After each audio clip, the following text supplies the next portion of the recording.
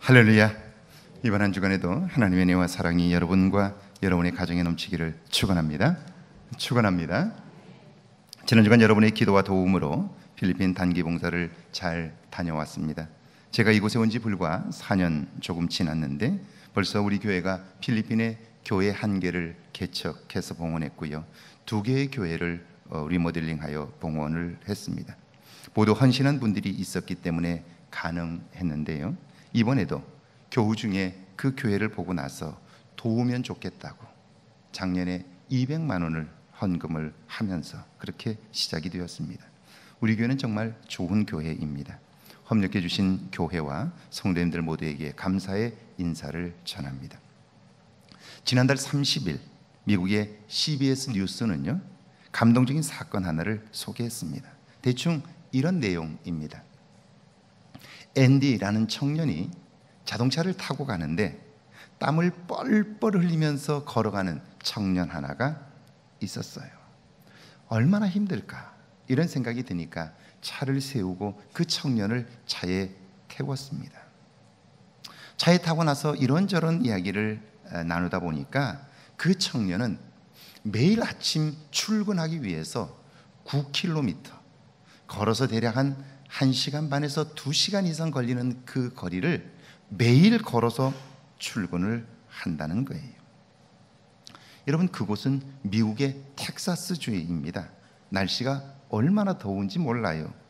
그 더운 날씨에 9km를 매일 걸어서 가고 걸어서 오는 거예요. 이 청년은 중고차 하나라도 사보려고 돈을 모으지만 현실적으로 그 일이 너무나 불가능했다는 거예요. 그 얘기를 듣는 이 앤디라는 청년이 마음이 아픈 거예요. 그래서 앤디는요, 그에 관한 사연과 함께 도와달라고 소셜 미디어에 그에 관한 사연을 올렸습니다. 그뿐 아니라 자기 친구 중에 이탈리안 레스토랑을 하는 친구가 있는데 그 친구 그 가게 카운터 앞에다가 이 청년을 좀 도와달라고, 그래서 기부해달라고 이 저금통을 만들어서 갖다 놓기도 했습니다. 앤디가 모금 활동을 한 지 불과 이틀 만에 수백 명의 사람들이 기부를 했는데요, 5,500불, 우리 돈으로 600만 원이 넘게 모였습니다. 기적 같은 일은 여기서 멈추지 않았어요. 자동차 세일즈맨으로 일하고 있는 한 사람은 그 소식을 듣고 나서 자기의 상사에게 그 이야기를 전해 주었어요.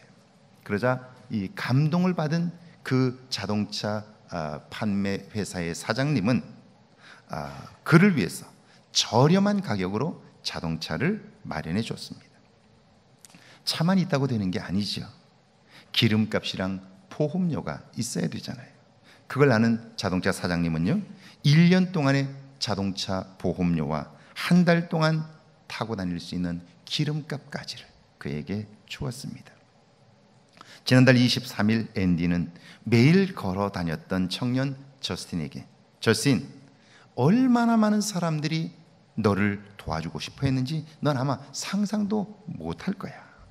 이제는 이렇게 힘들게 걷지 말고 이 차를 타고 다녀. 그러면서 자동차 키를 넘겨줬어요. 놀라움에 어안이 벙벙해진 이 저스틴은 이건 말도 안 된다고 하면서 기뻐했습니다. 여러분, 앤디가 그냥 지나쳤더라면 이런 사건은 일어나지 않았을 거예요. 앤디에게는 그런 능력이 있는 거예요. 자기가 조금만 관심을 가지고 행동하면 이런 엄청난 사건이 벌어질 수 있는 거예요.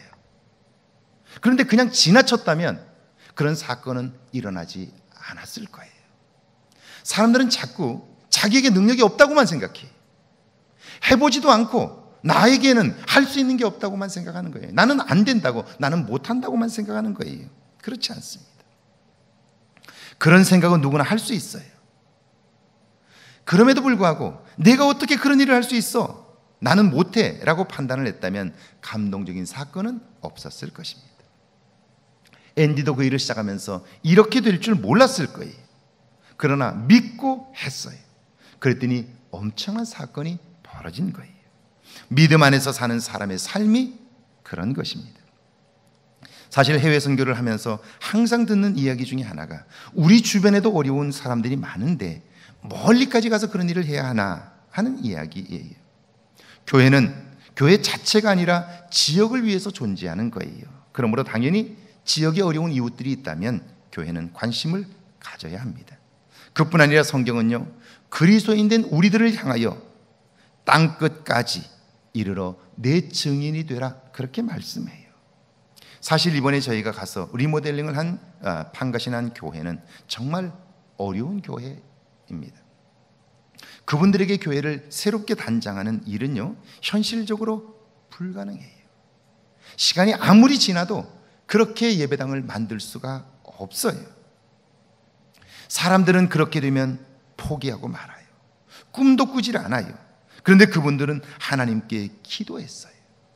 우리가 할 수 없는 일이기 때문에 하나님께 매달려 기도한 거예요. 그랬더니 하나님이 정말 그 일을 이루셨어요.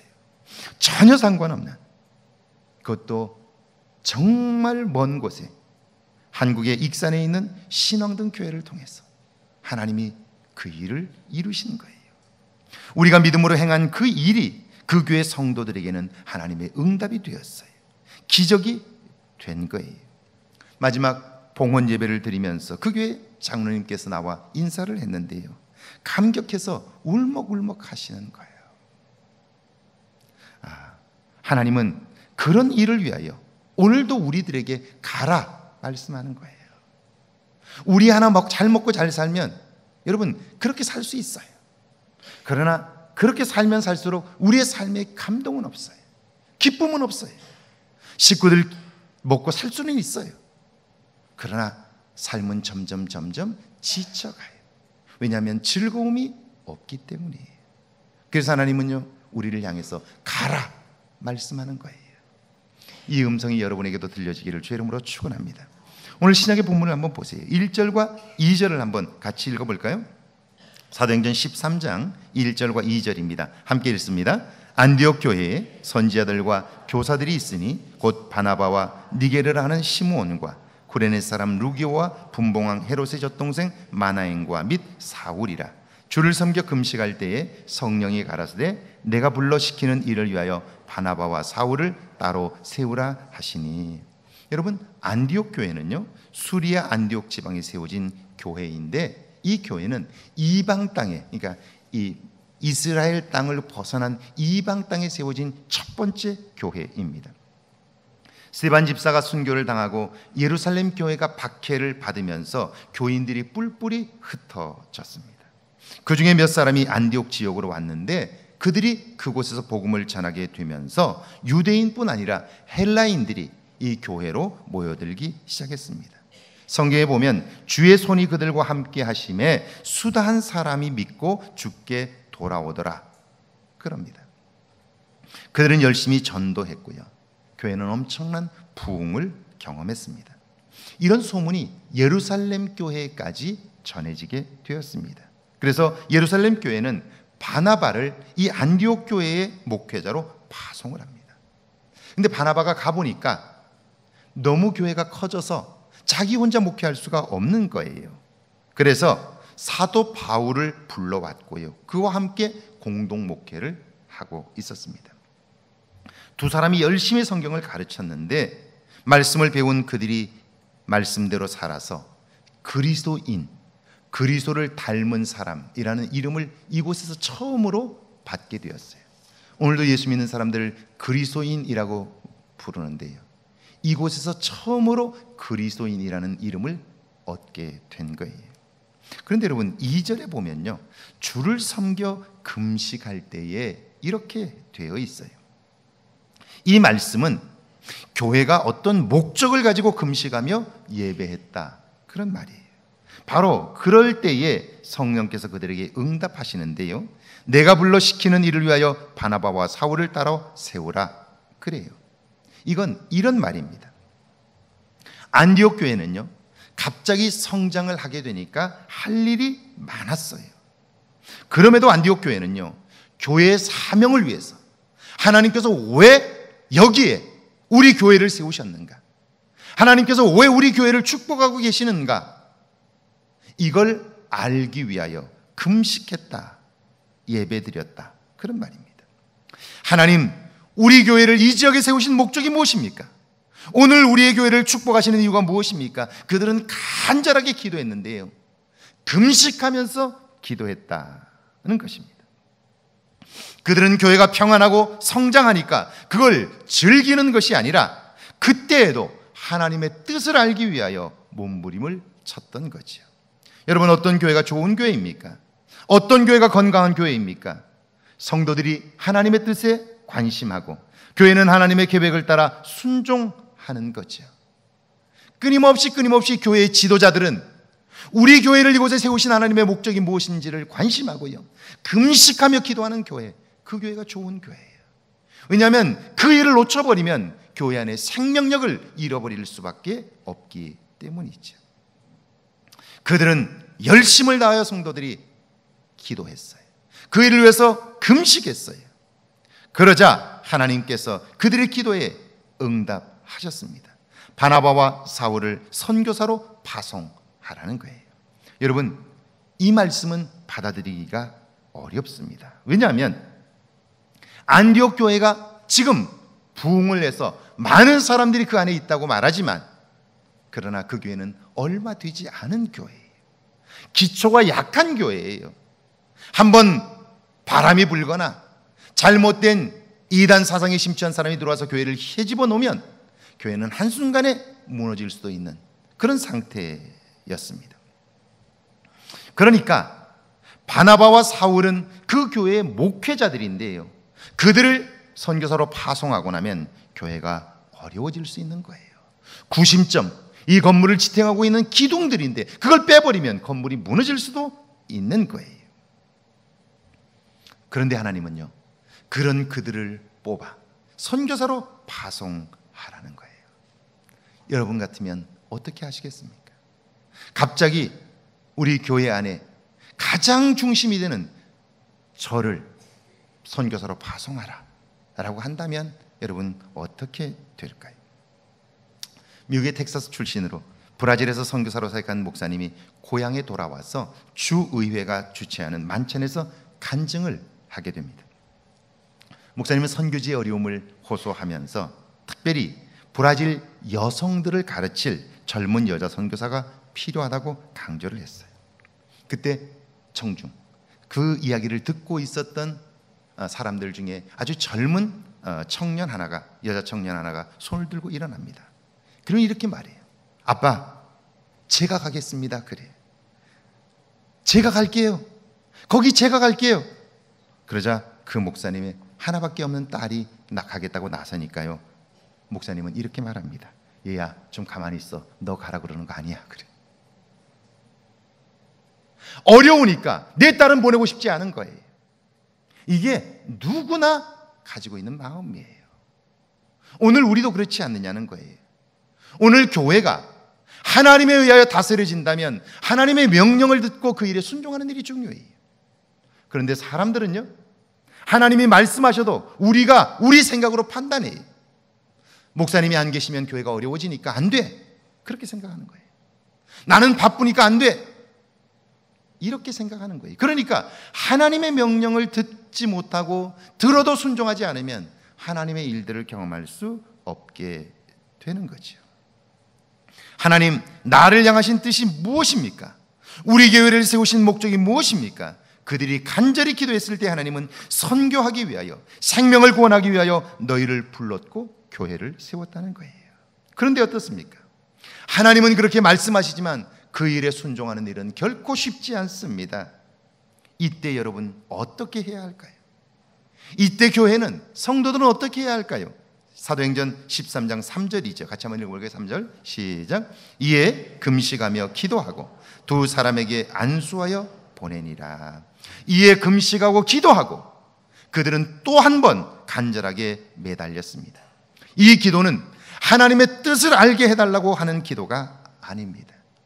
응답은 이미 받았어요. 그러나 그 말씀에 순종할 만한 용기가 없는 거예요. 그래서 금식했어요. 기도했어요.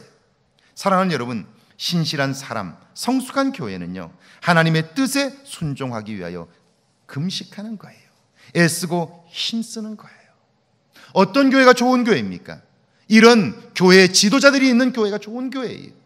왜냐하면 그런 교회의 지도자들을 성도들이 닮아가기 때문이에요. 교회가 평안할 때에는 하나님, 우리 교회를 위하여 무엇을 원하십니까? 우리가 어떻게 하면 하나님을 기쁘시게 할 수 있습니까? 이걸 위하여 금식하고요. 하나님이 말씀하시지만 그 일에 순종하고 할 수 없을 때에 그 일을 위하여 순종하게 해달라고 기도하는 지도자들이 있는 교회, 이런 교회가 사실은 좋은 교회인 것이죠. 평안하니까 이대로 잘 가자, 그런 것은 좋은 교회가 아닌 거예요. 왜냐하면 생명력을 점점 잃어버릴 수밖에 없기 때문이에요. 오늘날 한국 교회 안에 얼마나 많은 장로님들이 계십니까? 얼마나 많은 목사님들이 계십니까? 얼마나 많은 권사님들이 교회 안에 있습니까? 과연 교회의 지도자된 우리들이 오늘 우리 교회를 향한 하나님의 뜻이 무엇입니까? 하나님의 뜻을 알고자 금식하며 기도합니까? 그 뜻에 순종하려고 금식하며 기도합니까? 오늘 한국교회가 생명력을 잃어버린 것은 다른 것 때문이 아니라 하나님의 뜻을 놓치고 있기 때문이죠. 성령의 음성을 듣지 못하기 때문이죠. 그 음성을 들어도 순종하지 않기 때문이죠. 하나님은 끊임없이 가라고 말씀하고 있지만 그 말씀대로 순종할 수 없는 거죠. 그들은 금식했어요. 기도했어요. 그랬더니 어떻습니까? 하나님께서는요, 그들로 하여금 순종하게 하셨어요. 교회는 내가 책임질 테니 너희는 말씀대로 행하라는 거예요. 그래서 바나바와 바울을 선교사로 안수하여 파송했어요. 이 일로 안디옥 교회는요, 새로운 영적인 변화를 경험했고요, 하나님께 쓰임받는 교회가 되었습니다. 2008년 11월이었던 걸로 제가 기억을 합니다. 그때 11월은 미국의 44대 대통령 선거가 있었는데요, 선거 전날 제 친구가 누가 대통령이 되면 좋겠느냐고 전화를 했어요. 저는 개인적으로 버락 오바마 후보가 대통령이 되면 좋겠다고 대답을 했어요. 이유는요, 흑인이 대통령이 되는 건 불가능하다는 잘못된 믿음, 사람들에게 그런 믿음을 가지고 있었어요. 그게 깨지기를 바랐기 때문이에요. 소수인종은 미국 사회에서 출세할 수 없다는 거짓된 확신이 무너지기를 바랐기 때문이에요. 그래야 개인도 살고 나라도 미래가 있다고 믿기 때문이었어요. 선거 2주 전까지, 선거 직전까지 사람들은요, 미국은 아직 흑인 대통령을 맞이할 준비가 안 되었다고 말했어요. 그러나 버락 오바마 후보는 그것은 잘못되었다고, 거짓된 믿음이었다고 그렇게 외쳤습니다. 그리고 제44대 미국 대통령에 당선됨으로 자신의 믿음이 옳았다는 것을 만천하에 증명했어요. 여러분, 믿지 못하면 꿈꿀 수 없고요, 꿈꾸지 않으면 결코 행동할 수 없는 거예요. 오늘 구약의 본문을 한번 보세요. 창세기 12장 1절인데 우리 한번 같이 읽어볼까요? 1절 말씀 함께 읽습니다. 여호와께서 아브라함에게 이르시되 너는 너의 고향과 친척과 아버지의 집을 떠나 내가 내게 보여줄 땅으로 가라. 여러분, 하나님께서 이 말씀을 하신 곳이 어디일까요? 4절에 보면 아브라함이 하란을 떠날 때 75세였더라 그래요. 하란에서 이 말씀을 들었는데, 그런데 그의 고향은 원래 갈대아 우르입니다. 전혀 다른 곳이에요. 그렇다면 왜 아브라함은 지금 고향을 떠나 이 하란 땅까지 와 있을까요? 창세기 15장에 보면 하나님이 아브라함에게 이렇게 말씀합니다. 나는 이 땅을 내게 주어 소유를 삼게 하려고 너를 갈대아인의 우리에서 이끌어낸 여호와니라 그래요. 그러니까 하나님께서 처음 아브라함을 부르신 곳은 하란이 아니라 그의 고향 갈대아 우르였던 거예요. 당시 아브라함이 살던 갈대아 땅 우르는요, 수메르 제국, 고대 제국이죠. 수메르 제국의 수도였습니다. 그 수메르 제국의 수도 이 우르는요, 엄청나게 당시에는 발전한 곳이었습니다. 지금도 수많은 점토판이 아주 완벽한 상태로 발굴되고 있는데요, 그때 이미 아브라함이 살았던 그때 이미 그곳에 학교가 세워져 있었습니다. 땅이 비옥하여 먹을 것이 풍부합니다. 상업의 중심지로서 이 페르시아만을 통해서 들어와서요, 그곳에 무역이 성행하게 되었습니다. 그러니까 아브라함의 고향 갈대아 우르는요, 당시로서는 지구상에서 가장 번성한 곳이었고요. 아주 풍성한 땅이에요. 거기가 세계 4대 문명의 발상지 중에 하나죠. 메소포타미아 문명의 중심지가 바로 이곳이에요. 정말 살기 좋은 땅이었어요. 그런데 하나님은요, 아브라함을 그곳에서 불러내셔요. 가라는 거예요. 고향을 떠나라는 거예요. 여러분, 왜 하나님은 그 살기 좋은 곳에 살고 있는 아브라함을 불러내셨을까요? 왜 가라고 말씀하실까요? 인간이 만든 도시는요, 항상 이중적입니다. 화려함이 있지만 그 뒷골목에는 가장 추악한 인간의 모습이 있습니다. 갈대아 우르 역시 풍요 뒤편에는 우상과 쾌락과 탐욕이 인간을 지배하고 있었습니다. 실제로 그것은 달을 숭배했는데요, 바벨탑의 원형이라고 말하는 지구라트가 완벽한 형태로 발굴이 되었습니다. 하나님은 탐욕과 쾌락이 지배하여 멸망에 이를 수밖에 없는 그 땅에서 아브라함을 불러내신 것입니다. 그런데 아브라함의 행보를 한번 보세요. 하나님은 내가 보여줄 땅으로 가라 그렇게 말씀했지만 그는요, 이 강이 이 메소포타미아 문명의 그 지역을 가보면 이쪽은 티그리스 강이 흐르고 있고요, 이쪽은 메소포타미아 강이 흐르고 있어요. 그 삼각주, 그것이 만나는 두 강이, 큰 강이 만나는 그 바로 끝에 우르가 있어요. 그러니까 거기는 홍수가 범람해서 비옥한 흙들을 갖다 날라놓으니까요, 어마어마한 평야지대가 되어 있어요. 그런데 이 삼각주가 있는 이곳이 우르인데요, 아브라함은 하나님께서 내가 너에게 지시하는 땅으로 가라 말씀했지만, 그런데 아브라함은 왼편에 있는 메소포타미아 강을 따라서 가요. 그가 가야 할, 하나님이 지시하는 땅은 여기에요. 여기가 하나님이 가라고 하는 약속의 땅이에요. 그런데 아브라함은 명령을 들었지만 이 땅으로 이렇게 가면 되는데 가지 않고 이 메소포타미아 강을 따라서 올라가요. 그리고 강 상류에 있는 하란에서 머물러 버린 거예요. 왜 하나님은 이 땅으로 가라고 그랬는데 왜 그는 강변을 벗어나지 못하고 있을까요? 이유는 이런 거예요. 강변에는 일단 먹을 것이 많아요. 어떤 경우에도 굶지 않아요. 그런데 하나님이 가라고 하는 그 땅은요, 사막이에요. 먹을 게 없습니다. 마실 물이 없어요. 그러니까 하나님은 가라고 말씀하지만 가라고 하는 그 땅으로 갈 수 없는 거예요. 자기 생각에는요, 강을 떠나면 죽을 것 같은 거예요. 그러니까 하나님은 가라고 말씀하지만 그곳으로 갈 수 없고요, 자기 생각에는 강변에 있어야 살 것 같은 거예요. 그래서 그 강을 벗어나지 못했던 거예요. 자, 이런 상황에서 여러분, 이런 상황에서 하나님은요, 다시 아브라함에게 말씀하는 거예요. 2절을 한번 같이 읽어볼까요? 함께 읽습니다. 시작. 내가 너로 큰 민족을 이루고 내게 복을 주어 내 이름을 창대하게 하리니 너는 복이 될지라. 이렇게 말씀을 하고 있어요. 여러분, 이때 복이 뭘까요? 일단 배부르게 먹고 사는 거죠. 안전하게 사는 거예요. 그리고 후손들이 번창하는 것, 이것이 당시 사람들이 생각한 복이에요. 그런 아브라함에게 하나님이 묻습니다. 너는 너의 노력으로 먹을 것을, 먹는 문제를 해결할 수 있니? 너 스스로 생명을 지킬 수 있으며 먹고 사는 것으로 너는 만족할 수 있니? 이렇게 묻고 있는 거예요.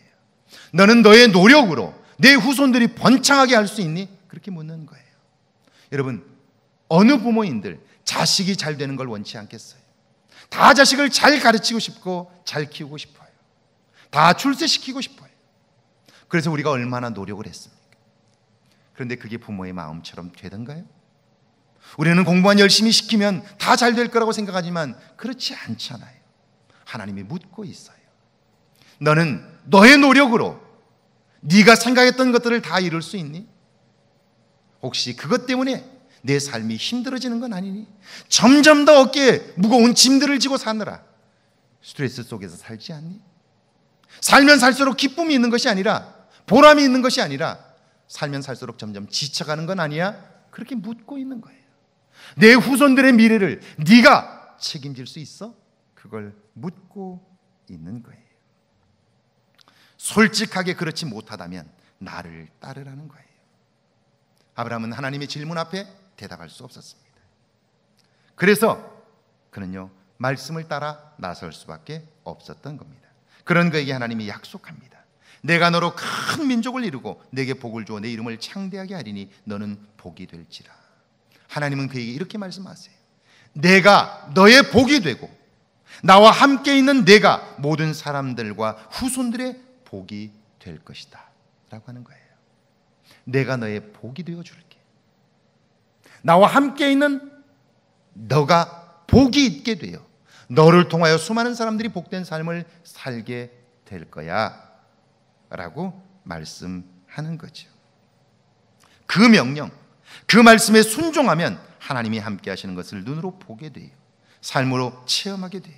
그래서 야고보 사도는요, 행함이 없는 믿음은 그 자체가 죽은 것이라고 그렇게 말씀한 거죠. 여러분, 우리가 이번에 갔다 온 판가신한 교회, 그 교회는 1년에 예산이 기껏해야 우리 돈으로 15만 원 정도밖에 되질 않아요. 1년 동안 헌금을 모아봤자 15만 원밖에 되질 않아요. 그걸로 이번에 저희가 한 공사 비용만 해도 대략 한 350만 원 정도 들었어요. 1년 예산이 15만 원인 교회가 350만 원짜리 공사를 할 수가 없어요. 자, 그때 할 수 없기 때문에 기도하자고 말하면 교회 안에 있는 사람들 중에 특별히 똑똑한 사람들이 이렇게 말해요.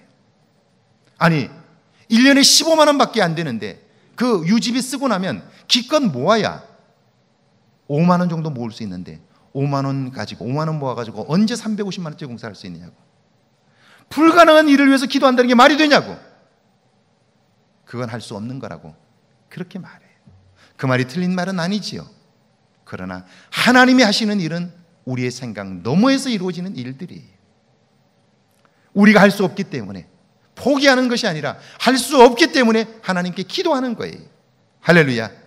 하나님께 기도하는 거예요. 그분들은 기도했어요. 제가 처음 판가신한 교회를 방문했을 때 그 장로님을 만났어요. 장로님이 제 손을 붙잡고 이렇게 얘기하더라고요. 제가 지금도 잊을 수가 없어요. 목사님, 저희는 저희 교회가 아름답게 꾸며지길 위하여 기도하고 있습니다. 그래요. 기도하고 있습니다. 확신을 가지고 그렇게 말하는 거예요. 기도하고 있습니다. 현실적으로 불가능한데 기도한다고 됩니까? 이렇게 말하는 사람들이 교회 안에 있어요. 그런데 됩니다. 왜냐하면 하나님은 우리를 통해서만 하시는 것이 아니라 하나님은 하나님의 백성들을 통하여 그 일을 하시기 때문에 그래요. 할렐루야. 할렐루야. 제가 그분의 손을 잡히고 나서 저도 기도했어요. 하나님, 이 일을 이룰 수 있도록 도와주세요. 기도했어요. 그리고 돌아와서 제가 우리 교인들과 함께 그곳을 다시 방문했어요. 저는 아무 소리 하지 않았어요. 방문하고 돌아오는데요, 차 안에서 우리 권사님 한 분이 제게 이렇게 얘기하는 거예요. 목사님, 저 교회 수리하는데 얼마나 들까요? 글쎄요, 한 200만 원 정도 들 것 같은데요. 그랬더니 그 권사님이, 목사님, 제가 200만 원 헌금할게요. 그런 거예요. 그리고 그 공사가 시작된 거예요. 여러분, 하나님이 하시는 일을 어떻게 우리가 감히 예측할 수 있습니까? 상상할 수 있습니까? 믿음이 아니면 결코 꿈꿀 수 없는 일이에요. 그래서 우리에게는 믿음이 필요한 거예요. 오늘 이 시대를 살면서 힘겹다고 느낀다면 그것은 일이 벅차서가 아니라 우리에게 믿음이 없기 때문이에요. 그 일을 이길 만한 믿음이 없기 때문에 그런 거예요. 하나님의 일을 볼 수 있을 만큼 우리의 눈이 열려지지 않았기 때문이죠. 오늘 우리 교회는 맥주 감사 주일로 지킵니다. 하나님께서 이 안에 우리로 하여금 먹고 살게 하셨습니다. 그런데 그 일로 인한 기쁨이 여러분 속에 지금 있습니까? 감사함이 넘쳐 울먹울먹할 정도의 감동이 여러분 속에 있느냐 하는 것입니다. 그래서 하나님은 우리에게 가라 말씀합니다. 욕심의 땅에서 약속의 땅으로, 쾌락의 땅에서 축복의 땅으로, 안정과 번영의 땅에서 꿈과 비전의 땅으로 가라 말씀하는 것입니다. 그 땅에는 생명이 있습니다. 보람이 있고 기쁨이 있습니다. 그러니까 달려도 피곤치 않고 뛰어도 지치지 않는 것입니다. 이런 은혜가 저와 여러분 모두에게 있기를 주의 이름으로 축원합니다.